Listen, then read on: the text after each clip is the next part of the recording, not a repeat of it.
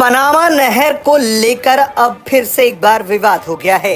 International media में Trump के बयान के बाद पनामा को लेकर गर्मा गर्मी का माहौल है।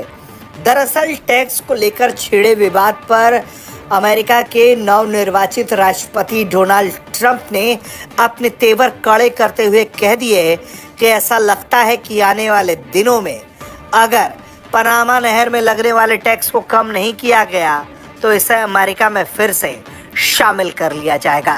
इसके बाद से हंगामा हो गया है। दरअसल ट्रंप ने पनामा को धमकी दी कि अगर वो अमेरिकी जहाज़ों से मनचाहा शुल्क लेना जारी रखते हैं तो वो पनामा नहर को अमेरिका को वापस करने की मांग करेंगे।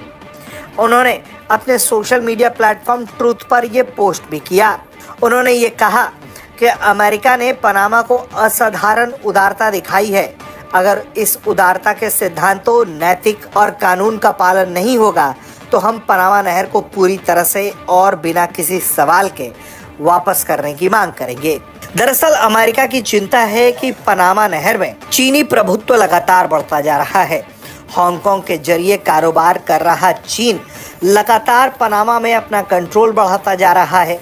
उसके कई पोर्टों पर चीन का कब्जा है। कई पुल निर्माण का काम चीन के पास है। ऐसे में अमेरिका धीरे धीरे पनामा को चीन के गोद में जाता देख रहा है और यही बात अमेरिका के नवनिर्वाचित राष्ट्रपति डोनाल्ड ट्रंप को खटक रही है। डोनाल्ड ट्रंप के इस बयान के बाद पनामा के राष्ट्रपति सामने आए। पनामा के राष्ट्रपति जोस राउल मुलिनो ने कहा कि पनामा की स्वतंत्रता से कोई समझौता नहीं होगा। नहर के प्रशासन पर चीन का कोई प्रभाव नहीं है। उन्होंने कहा कि पनामा से होकर गुजरने वाले जहाज़ों से लिया जाने वाला शुल्क एक्सपर्ट्स की ओर से निर्धारित है। मुलिनो का कहना है कि नहर का जर्रा जर्रा पनामा का है और ये उनका ही रहेगा। अब आपको अगर पनामा के लोकेशन के बारे में बताएं तो पनामा नहर 82 किलोमीटर लंबी है जो अटलांटिक महासागर और प्रशांत महासागर को जोड़ती है। अमेरिका के लिए इस नहर का काफी महत्व है क्योंकि अमेरिका का 14% कारोबार पनामा नहर के जरिए होता है। इसके साथ ही कई देश समुद्री व्यापार पनामा के जरिए ही करते हैं।